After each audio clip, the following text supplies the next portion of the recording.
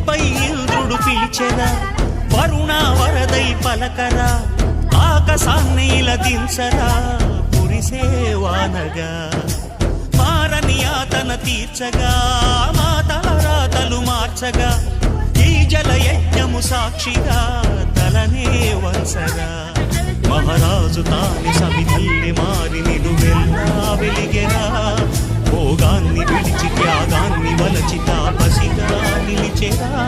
జనక్షేమమే తన సంకల్పముగా, తన ఊపిరి హోమజ్వాలలుగా, స్వర్గాన్ని శాసించెనురా, అమృతమును ఆహ్వానించెనురా.